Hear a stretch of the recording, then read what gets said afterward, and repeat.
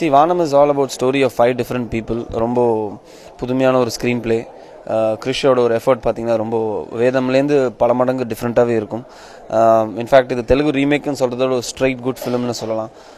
கண்டிப்பாக தமிழ் சினிமாவுக்கு ஒரு புதுமையான ஒரு விஷயமா இருக்கும். ரொம்ப நாள் கழித்து தமிழ் சினிமாலையும் ஒரு மல்டி ஸ்டாரிங் ஃபிலிம் பார்க்குறதுல ஜனங்க பார்த்ததே இல்லை. ஸோ அந்த விதத்தில் எனக்கு இந்த படம் நானும் சிம்பு, அனுஷ்கா, சோனியா அகர்வால், பிரகாஷ் ராஜ் ஒரு பெரிய ஒரு டீம் இருக்குது.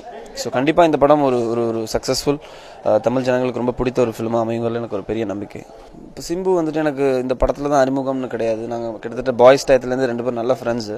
ஸோ ரொம்ப ஈஸியாக இருந்தது அவரோட ஒர்க் பண்ணுறது. ரெண்டாவது ரொம்ப ஓப்பனான ஒரு பர்சன், மனசில் என்ன தோணுதோ அதை க்ளீனாக சொல்லக்கூடிய ஒரு ஸ்ட்ரைட் ஃபார்வர்ட் பர்சன் அவர். ஸோ நல்ல ஒரு எக்ஸ்பீரியன்ஸ் அவரோட ஒர்க் பண்ணதில். அனுஷ்கா டெஃபினட்டாக ஒரு நல்ல ஒரு எக்ஸ்பீரியன்ஸ். இன்ஃபேக்ட் கிளைமேக்ஸில் எல்லாருமே சேர்ந்து கிட்டத்தட்ட ஒரு 14 days ஒர்க் பண்ணோம். ஒரு புதுமையான ஒரு எக்ஸ்பீரியன்ஸாக இருந்தது. ரொம்ப ரொம்ப ரொம்ப டிஃப்ரெண்ட்டாக இருந்தது இந்த படம் ஒர்க் பண்ணதில். கண்டிப்பாங்க இந்த சாங்ஸ் எல்லாமே ஒரு சாங் ஒரு ஜானரில் இருக்கும். ஒரு சாங்க்குமே வந்துட்டு பார்த்திங்கன்னா எனக்கு ஒரு சாங், சிம்புக்கு ஒரு சாங், அனுஷ்காவுக்கு ஒரு சாங் இருக்குது. 3 சாங்குமே ரொம்ப டிஃப்ரெண்ட்டாக ஷூட் பண்ணியிருக்கோம். யுவன் டெஃபினட்டாக சொல்லவே தேவையில்லை.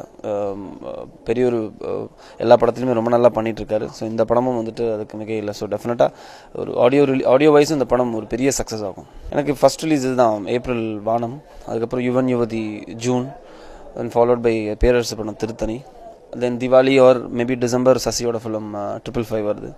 ஸோ பட் ஃபர்ஸ்ட் ரிலீஸ் வானம் தான். It was great working in this movie, especially with Prakash Raj sir, who's amazed, who's a superb actor, and I had fun doing Zara. And I hope you too have fun while watching the movie, because the script is nice and everybody has really worked hard. Thanks. Working with Krish and Simbu, yes, definitely.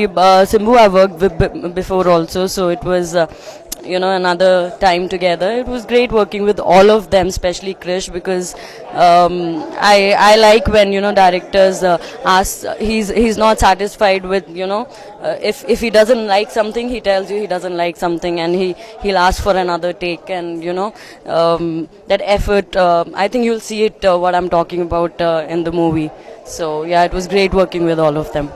Yeah, I'm back after 3 years I think, and rocking, I don't know when I'm going to be rocking, but I'm trying my best to deliver whatever the best I can, and trying to choose my characters as carefully as possible, and I hope everything turns out positive. I'm doing a couple of Tamil projects. See, one is a heroine oriented script, and there's one which will be with a guy who's from Malayalam industry, so they're launching him here. The details I think I'll be able to tell you only in a week's time. So yeah, thank you. வானம் என்னுடைய next project. எல்லா படத்தையும் மாதிரி இந்த படத்துலையும் ரொம்ப வித்தியாசமான ஒரு கேரக்டர் பண்ணிகிட்ருக்கேன். எல்லாத்துலேயும் அம்மா வந்தாலும் அந்த அம்மாலேயே ஒரு வித்தியாசம் கொடுக்க முடியுது அப்படிங்கிறதான் என்னுடைய அதிர்ஷ்டம் நான் நினைக்கிறேன். எல்லா படத்துலையும் எனக்கு நிறைய வெற்றிகளை கொடுத்த ஆண்டவன் இந்த படத்துலையும் ஒரு பெரிய வெற்றியும் நல்ல பேரும் கொடுப்பாருன்னு நம்புகிறேன். என்னோடய ரசிகர்கள் கண்டிப்பாக இந்த படத்தை விரும்புவாங்க. அப்கமிங் ப்ராஜெக்ட்ஸ் ராஜேஷ் டைரக்ஷனில் உதயநிதி ஸ்டாலின் அவருடைய படத்தில் நடிச்சிட்ருக்கேன். அப்புறம் தருண் கோபியோடைய ஒரு படத்தில் நடிச்சிட்ருக்கேன்.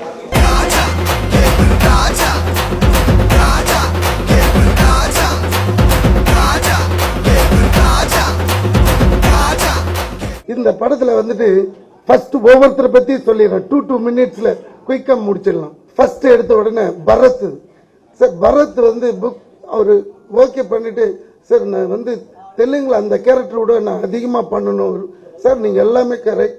நீங்க முதல்ல கிறிஸ்ன்ற டைரக்டரை பார்த்து பேசிட்டு என்ன பண்ண போறன்றதை பாருங்க சார். ஃபர்ஸ்ட் அவரோட இதுவே ஒரு ஒரு சேசிங், ஒரு ஃபைட் சார். எடுத்த உடனே இவரை முதல்ல பார்த்ததும் டைரக்டரை பார்த்து ரொம்ப சாஃப்டா இருக்காரு பிரதர், நீங்க பேசின மாதிரிலாம் ஒன்றும் இல்லைன்னு. இல்லை, நீங்க ஷூட்டிங் அவர் கூட நடிச்சு பாருங்க, அதுக்கப்புறம் அவரை பத்தி தெரியும்னு. சார், இந்த ஒரு சின்ன ஒரு இன்சிடென்ட் மட்டும் சொல்லிடுறோம்.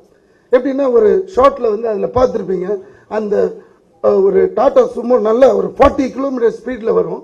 இவர் ஏறி அந்த ஸ்டோன் கையில ஒரிஜினல் ஸ்டோன் வச்சு பிரேக் பண்ண அந்த கிளாஸ். ஆக்சுவலி இந்த கிளாஸ் தான் போடுவாங்க, ஆனா இதுல சூமோல இருக்க ஒரிஜினல் கிளாஸ் தான் உடைக்கணும்ன்றார் டைரக்டர். நான் சொன்னேன் அதெல்லாம் வந்து சினிமாவில் அவ்வளோ தேவையில்லை, இல்லை ரியாலிட்டி இருக்கணும், நீங்கள் அதை உடைக்க சொல்லுங்கள், அந்த ஆக்டர் பண்ணுவார். சரின்னு பண்ணிட்டார் சார். அதே மாதிரி ஸ்பீடு அதே, ஏன்னா செகண்ட் ஷாட்டுக்கு நம்மகிட்ட அந்த கண்ணாடி கிடையாது. ஸோ ஒரே ஒரு ரிஹர்சல் தான் எடுத்துட்டு ஓடி வந்து அந்த ஸ்பீட்ல ஏறி அடிச்சார் பாருங்க. அடிச்சது நான் சொல்லிட்டேன் முன்னாடியே, எனக்கு தெரியுது ஏதாவது ஆயிடும் பிரதர், மூஞ்சி மட்டும் திருப்பிக்கோங்க இல்லாட்டினா கஷ்டம், ஹைவேல எடுக்கிறோம். எடுத்து அடிச்சாரு பாருங்க கண்ணாடி, நேரா 3 பீஸ் அப்படியே ஸ்ட்ரெயிட்டா இந்த இடத்துல குத்திட்டு அப்படியே நிக்குது.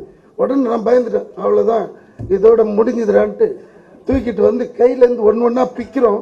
அப்படியே பிளட் பிசிறின் அடி. ஆனா நல்ல வேலை லக்குன்னு அந்த மெயின் வெயின்ல டச் பண்ணாம போயிடுச்சு. உடனே எடுத்த உடனே பிளட் கீழே ஊத்துது. கிறிஸ் டைரக்டர் அங்கேருந்து பாக்குறாரு. பார்த்துட்டு அவர் இன்னொருத்தருக்கு அசிஸ்டன்ட் கூப்பிட்டு சொல்ற, அந்த பிளட்டை வேஸ்ட் பண்ண வேணாம உடம்பு மேல தேய்ச்சிக்க சொல்ல. இத கேட்டாரு பரத். என்னங்க மனுஷனா, ஏங்க நானும் நம்ம ஊர்ல பாலா அவர்லாம் இருக்காரு, இப்படிலாம் கொடுமைப்படுத்த மாட்டேன், நாங்க ரத்தத்தை போய் மேல தேய்ன்றோம். நானும் கேட்டேன் பரத் கொஞ்சம் இது, ஏன்னா அப்படிதான் ரொம்ப ரியாலிட்டி. ஸோ அந்த அளவுக்கு சார், ஏன்னா என்ன பண்ணாருன்னு நான் ஒரு சின்ன பிட்டு தான் ஆக்ட் பண்ணேன், அது அப்புறமா சொல்றேன். இப்ப அவருக்கு நடந்ததை உண்மையிலே பரத் இப்ப உங்ககிட்ட சொல்லுவேன்.